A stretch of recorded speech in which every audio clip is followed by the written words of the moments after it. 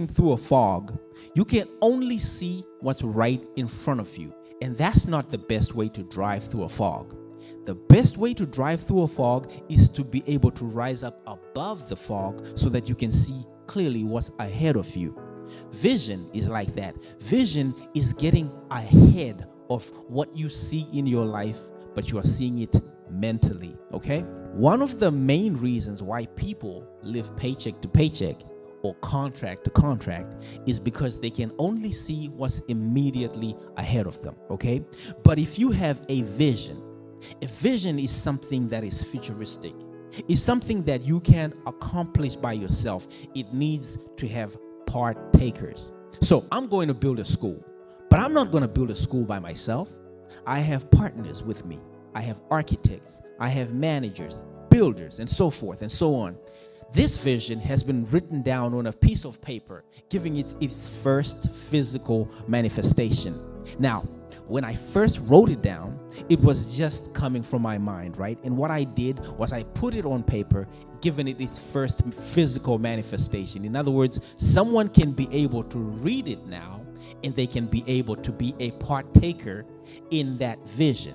So a vision usually begins with an individual. It doesn't start corporate, but then you incorporate other people, and then it becomes a corporate vision. But it starts off as a singular vision, but it's not something that you can accomplish by yourself. It's going to need other people to be a part of it.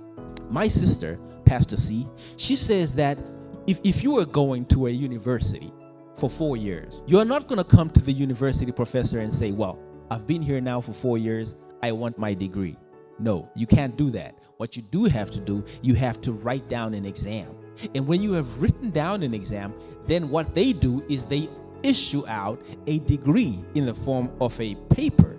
And that becomes your certification that you have studied for the degree, and it's written down. And other people who will see that certificate will be energized to give you a job based on your qualification, and then you become gainfully employed. Basically, you've gone down from writing down something, writing down an exam, to being granted a graduation certificate, and then the people that see that you have graduated offer you gainful employment. You've gone from writing down a vision to becoming a manifestation of that vision. I know that that's a simplistic example, but I hope that it helps you to see why it's important for you to write down your vision. Now, there are two reasons why you need to have a vision, a clear vision, and have it written down. Number one, people don't give to people.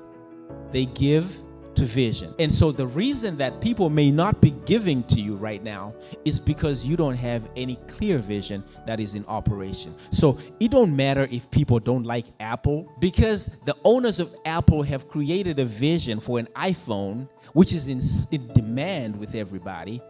Whether you like it or not, most people are going to buy that phone because they need it.